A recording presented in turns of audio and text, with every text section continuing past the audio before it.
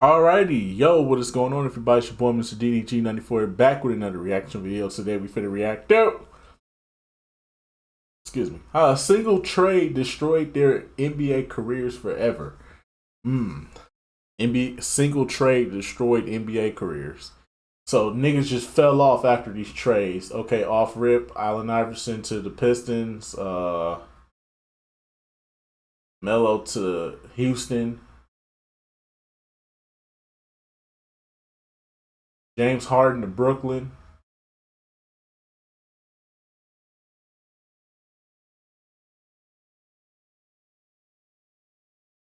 I think who else? Oh, Shaq to Boston.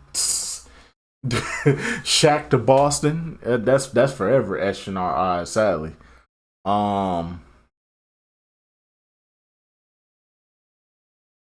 Kevin Garnett to Brooklyn. That was terrible for him. Yeah. Other than that, though, I can't really think of any other trades. Well, without further ado, let's get right into it, though. We've talked about how a single playoff series permanently ruined careers before.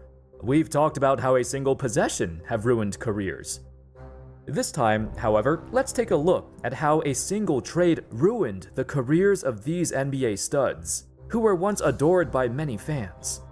The damage done to their reputation was irreparable, and for most of these guys, they fell out of the league. Nah, Melo was still good in OKC. It was when he got to Houston, that's when they fucked him over. Fuck Houston, by the way. I don't fuck with the Houston Rockets because of that alone. Fuck Houston. Shortly after, and was never the same player again. Oh damn, I forgot about Lamar. How's it going, folks? My name's Andy, and today, let's take a look at how a single trade ruined these players forever. While the 2003 NBA draft was a memorable, illustrious class filled with superstars that defined an entire generation, the most polarizing superstar of this bunch has to be Carmelo Anthony. Fans have always been divided on Melo. On one hand, he's always been a lethal scorer, with a deep offensive repertoire that can only be matched by few players in history. On the other hand, he never provided— Hey man, I'm gonna say this about Melo. Because I'm tired of the Melo disrespect. I'm tired of the Melo disrespect. I'm gonna keep it real with y'all. If Kobe says you're one of the hardest players to guard, that says a lot about your game. If Kobe is giving you the nod, if Kobe is giving you the nod, say that you are one of the hardest players he has to guard, that says a lot about your game. So let's stop with the disrespect. Much of anything else besides that. His passing and defense in particular are two crucial aspects for any superstar. But for Melo, he never cared about anything except buckets. Some even have a hard time labeling him as a superstar, even back in his prime, because he didn't impact every single aspect of the game like you'd expect from a true superstar. But he has to put forth a better defensive effort. He's the leader of the team. It's unacceptable for a team that comes in with a 4-game losing streak. Despite all that, he was still a highly respected scorer for many years in Denver and New York. On the Knicks, where his popularity reached a whole new level, Melo embraced the city he called home. His success on the court, however, was a mixed bag. In 7 seasons in New York, Melo led them to the playoffs only 3 times. Only 1 time past the first round. Yeah, you could say he underachieved. The anticipation of his arrival to New York was met with great expectations, which he clearly did not meet in his 7 years there. Despite this, Melo was still an incredibly popular figure, and fans still loved him dearly, even though he had plenty of faults. However, by the summer of 2017, after 4 straight years of missing the playoffs, the Knicks traded him to the Oklahoma City Thunder, in a trade that initially seemed like a steal for the Thunder. All they had to give up was Enes Kanter, Doug McDermott, and a 2nd-round pick for a reigning 10-time All-Star. Seems like a good deal, right? The Thunder did not foresee what would happen next. How do you feel about coming off the bench? And the second question is— Who, me? Oh. I I guess that answers that part. I mean, I don't know where that started, where that came from. Hey, P, they said I got to come off the bench. Up until his arrival to OKC, Melo has never came off the bench even once in the 976 games he played for the Nuggets and Knicks. But his reaction to simply dismiss the notion that coming off the bench could be a possibility rubbed people the wrong way. I don't understand that. He's still a superstar. He's still putting up superstar numbers.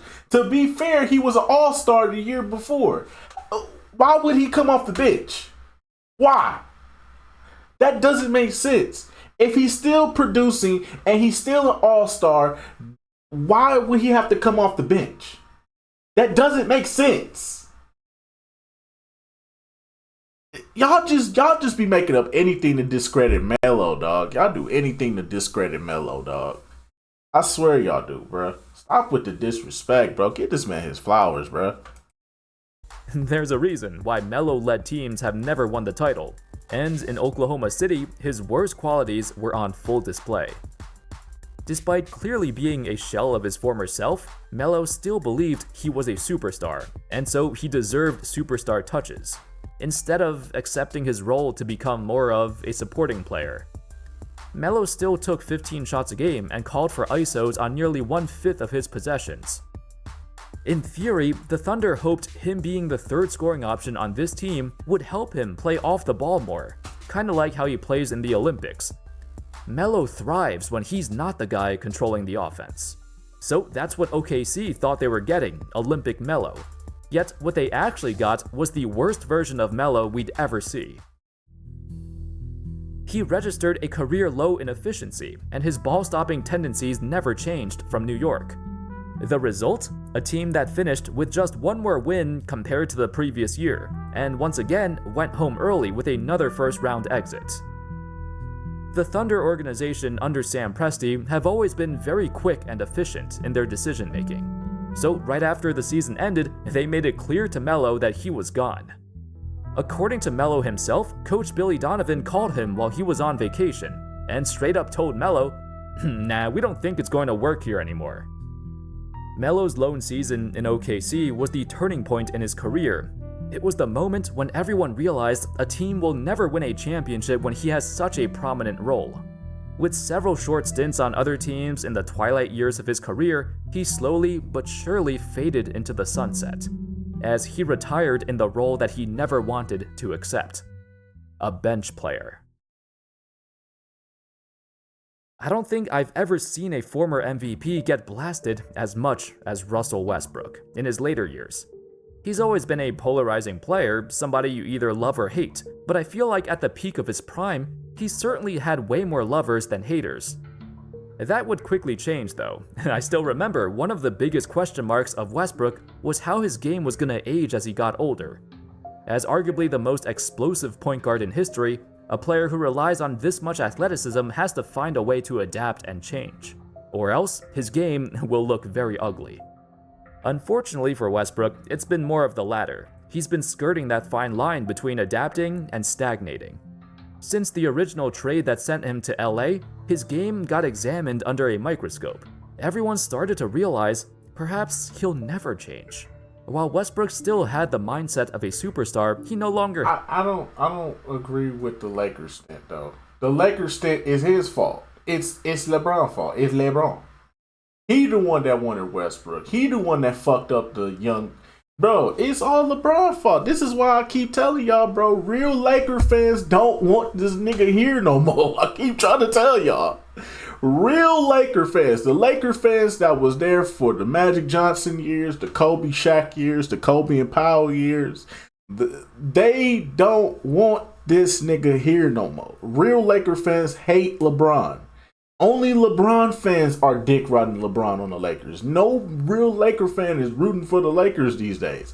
A lot of them jump ship to Golden State, but Golden State falling off, so they don't know where to go now. It's like, damn, we might become Sacramento King fans at this point. I feel sorry for them that they have to keep jumping ship to other teams because this nigga keep fucking up their team. So you cannot blame Russell Westbrook for that. Russell Westbrook, y'all, he said, fuck Kyle Kuzma, fuck Caruso, fuck everybody. Get us Russell. Get us Russell Westbrook. Did it fit? Did the fit work out? No. Sadly, no. But is that Russell Westbrook's fault? No, absolutely not. That's his fault.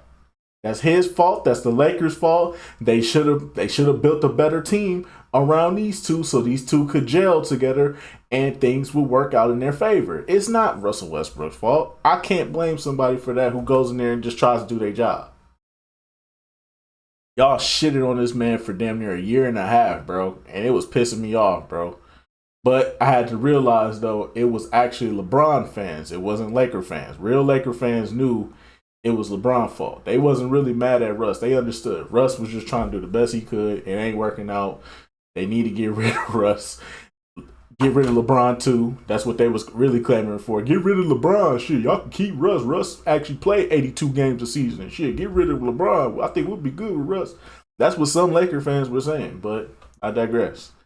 I'm just saying, though, how we going to blame one person who got traded there? He didn't ask to be there. They traded for him. A special request was made to get him there. But I digress, though. I digress. Had the skills of one. In the 2021-22 season, the first full year with Westbrook at point guard, the Lakers finished with an abysmal 33 wins. With him on the floor, the team had a negative 4.2 net rating. When he was off the floor, they were much better, though still not great. See, they was still ass regardless. With the intense media circus in Los Angeles, this single trade, along with his salary, it utterly destroyed his reputation forever. Heck, even his short-lived Clippers tenure was a hit or miss. Sure, he had some great moments, and briefly revived his career. But then you fast forward to the 2024 playoffs, and Westbrook had another classic Westbrick series, as he shot 13 for 50 in the series against Dallas. Well, what are you supposed to do when Paul George is shit in the bed? James Harden is more washed than Russell. Russell Westbrook still got it in him. James Harden is washed as fuck. Paul George can't do shit for you, and Kawhi is always fucking injured. What is he supposed to do? Once again, what the fuck are you supposed to do? Just go out there and shit the bed and hope for the best? No. You got to do what you can with what you got. I don't understand. I don't understand where all this hate come from one person, but the whole team itself is 2 packs of ass. That don't make sense to me. It really don't. Hear me good, nigga. I'm here to double down. That shit is a 2-pack of ass. The fuck are you talking about? That shit stinks. How do you have Kawhi Leonard, Russell Westbrook, Paul George, and James Harden on the same fucking team, and y'all can't even get past the first round? That's ridiculous. That says more about the team than it does Russell Westbrook. But I digress. Good for 26% from the field. I wish I said he contributed in other areas, but he really didn't. With fewer than 2 assists per game, needless to say, Westbrook's tumultuous later years have only damaged his status. But hopefully, down the road, we'll look back to his prime and think of him fondly for what he's accomplished. He single-handedly ignited the triple-double revolution and made a joke out of this once prominent stat, and it's no longer glorified like it used to be. That's his fault? Allen Iverson was once considered the most influential player in basketball, as his cultural impact extended far beyond the court. However, have you ever wondered why we never talk about his career after Philly? He spent 10 years in Philly, but after that, Iverson had arguably the worst later years of any superstar in history, culminating in his departure from the NBA at the age of 34. But let's rewind a bit. At the beginning of the 2008-09 season, the Nuggets had a falling out with Iverson, and he got traded to the Detroit Pistons. His initial reaction was that of joy, as he stated to the press, "I'm very excited about this trade." For the Pistons, after several playoff disappointments, they went in a different direction and thought Iverson would provide a new dimension to this team, and perhaps even boost ticket sales. The excitement went both ways, as Iverson needed a fresh new start to revitalize his career. Little did he know, this trade would actually ignite his downfall. In the beginning, he seamlessly fit in and became the Pistons' primary scorer.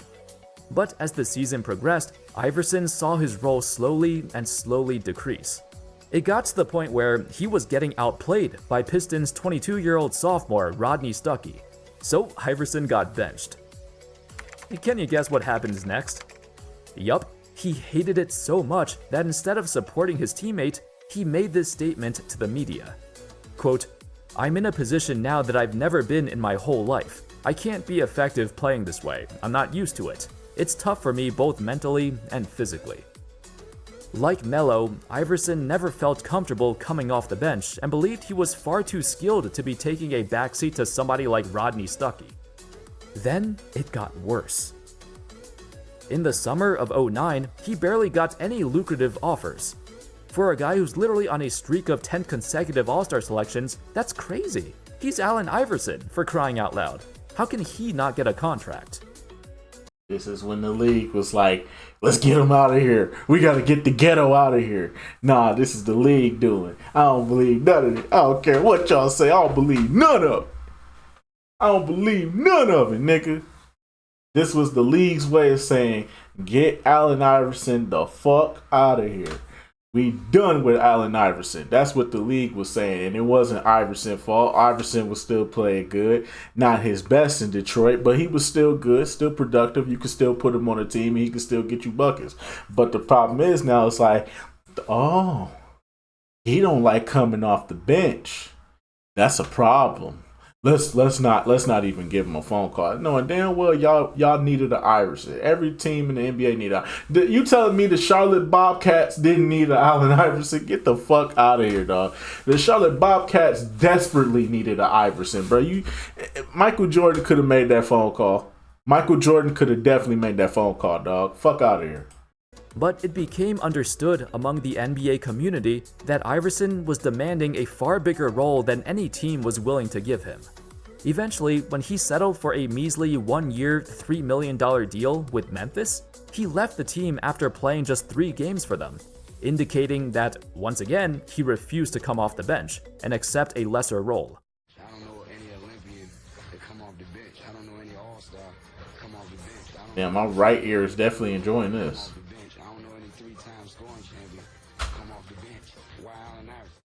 Iverson's unwillingness to become a mentor combined with his stubbornness to think he still got it, these things forced him to leave the NBA quicker than we thought. You could say the trade to Detroit initiated his downfall. But with how it ended, he could have joined any other team and his career still would have gone the same way if he didn't change his attitude. Few players in NBA history have went from a key contributor to a championship roster, a 6th man of the year, to completely incompetent after a single trade that wrecked their confidence. Lamar Odom is the God damn, you can see the ashiness on his lips. God damn, brother, you was doing it that. Come on, dog. You can't be fucking with them D-boys of Texas. You know better than that. Perfect example of a player who took it personally when he got traded and felt like he got betrayed. Perhaps all the tragedy in his life contributed to this. Odom had seen several members of his family, including his own son, suffer a traumatic premature death. This was something he struggled with through his entire NBA career, but when hearing the news that the Lakers were shopping him around in trade rumors, he took it very hard. In fact, remember the trade that was supposed to send Chris Paul to the Lakers? Well, in that trade, the Lakers included Odom in the package, and when he found out, he felt so disrespected and immediately requested a trade. The Chris Paul trade fell through due to some, shady circumstances, but Odom still wanted out. When first arriving to Dallas, Mark Cuban had some high expectations of him, but sadly, Odom did not perform anywhere close to his former self. And Lamar Odom has just checked in, and here's the reaction. The Mavs thought they were getting a reigning 6th man of the year, but what they really got was a man who simply did not give a crap, and had by far the worst season of his career. This trade ruined him so much, he didn't even look like he belonged in the league anymore. It's like all his basketball talent got sapped by the Monstars or something. Odom didn't even stick around long enough to help them on their playoff run, as he left the team before the start of the postseason. Just 1 year after this, Odom's NBA career was done. This single trade essentially marked the end of his career, not just in the NBA, but off the court, he spiraled down further than we'd ever imagine. Lamar Odom was said to be involved in a 3-car collision that was not reported to authorities 6 days before the NBA veteran and reality star's arrest, both incidents on the very same freeway. Who was on crack? First, it was drugs. Then, it was a DUI arrest. Then, his wife Khloe Kardashian filed for divorce. Dang. Then, he was hospitalized for an overdose and placed on life support. Dang. Thankfully, he recovered. If there was a poster boy for former All-Stars who completely vanished without a trace, look no further than Roy Hibbert, the man who popularized verticality to its absolute limit. A defensive anchor back in his day, Hibbert held the Pacers' front line to back-to-back seasons with the #1 ranked defense. Everyone remembers Hibbert for his contributions to these Pacers teams. Didn't something between him and Paul George happen? Didn't something between him and Paul George happen where with a stripper or something like that, and he fucked Paul George fucked the stripper that he was fucking with? I don't know. I heard through the grapevine there was some fuck shit going on behind the scenes that led to Roy Hibbert led Roy Hibbert down the path of mediocrity. It had something to do with Paul George and the stripper. I digress. The team that tried to challenge the Big Three era in Miami. Out of all teams in the East, they were the only ones who had a chance to stop them, even if that chance was very low. It wasn't just a single trade that ended his career, but you could tell his value on the court was slowly diminishing over the years. In the 2014 playoffs, the last time he appeared in the postseason, Hibbert had some truly horrendous performances. He became the laughingstock. Of his 19 playoff games that year, he recorded 3 or fewer rebounds in 7 of those 19 games. God damn. That's a complete joke for a supposed 7'2" beast of a human, yet he got pushed around by guys much smaller than him? While the Pacers reached the conference finals that year, they struggled immensely against small ball lineups because Hibbert was so slow-footed he could not keep up. Little did we know, this would be a stark foreshadowing of things to come. When Paul George broke his leg, the Pacers used this as an opportunity to restart and rebuild, thus trading away Roy Hibbert in the process. So when he arrived to Los Angeles, his lack of adaptability was obvious. For his entire life, Hibbert defined the role of a traditional big man, and he fit on the Pacers, who typically ran traditional lineups, with a traditional center like him. Unfortunately, during this time of the small ball revolution, Hibbert fell behind, and his production was no longer effective in a landscape where almost every team was going small, and they needed their center to be more versatile. In the immediate aftermath of the trade, Hibbert saw his numbers basically get cut in half. Soon after, at the age of 30, Hibbert played his final game in the NBA. Damn. We could all see it coming, but this trade became the final nail in the coffin. Unlike other stars who see their careers fade away due to arrogance or stubbornness, for Hibbert, it was his skill set that could not keep up. And due to the nature of his body and his lack of shooting touch, he really could not adapt his game fast enough. Perhaps it was bad timing. If he was drafted in 2020 or something, in an era where the big men are coming back, maybe his size could help him last longer in a new generation. Doubt it. Anyway, that's all folks. Those were 5 NBA studs whose careers got ruined by a single trade. Let me know in the comment section your thoughts on this video. Can you think of any other players who could fall into this category? Thank you all so much for watching. I hope y'all enjoyed the video, and of course, as always, I'll see you next time. The fact that you didn't include James Harden going to Brooklyn and becoming 2 packs of ass is beyond me, but I digress though. Well, let's be nice. Let's be nice. We don't have to go there. I mean, you're not wrong, but you didn't have to say it. I mean, good Lord.